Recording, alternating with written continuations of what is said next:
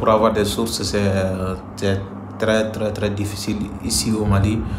Pour fact-checker, avoir des sources, c'est très compliqué et ce sont des choses sur lesquelles on passe beaucoup de temps.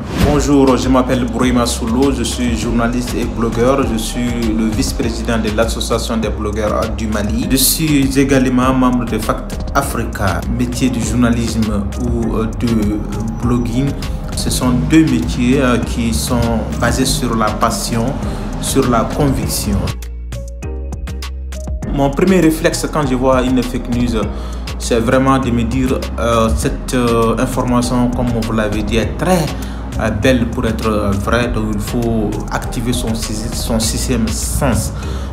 Et lors des formations, c'est ce que je dis à tout le monde, il faut avoir un sixième sens qui doit détecter des anomalies, des non-dits, des sous-informations cachées.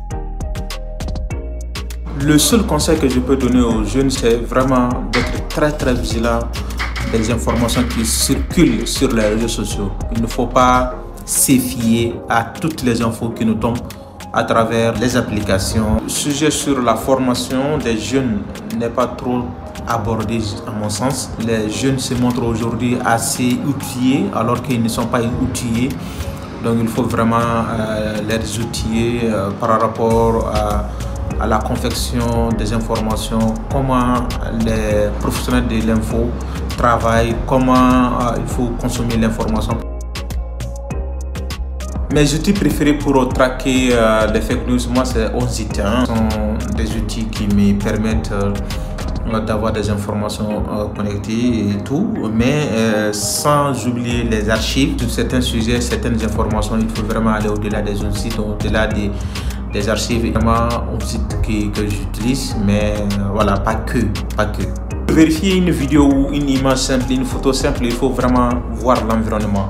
Très généralement, quand on voit une vidéo ou quand on voit une image, il ne faut pas s'arrêter seulement au sujet principal. Il faut aller au-delà du sujet principal. Je suis blogueur, je suis journaliste, je fais ce métier pour vraiment être dans mon élément. Je suis dans mon élément, je ne me plains pas. Dieu merci, les conditions sont difficiles. Dieu merci, on arrive à tirer l'épingle du jeu et tout. Donc je fais ce métier par amour, par pur amour, par pure conviction et je ne me plains pas.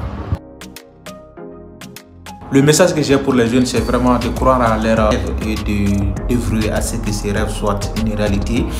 Et de ne pas se laisser manipuler, de ne pas consommer toutes les infos qui leur tombent dessus. Il faut être très vigilant.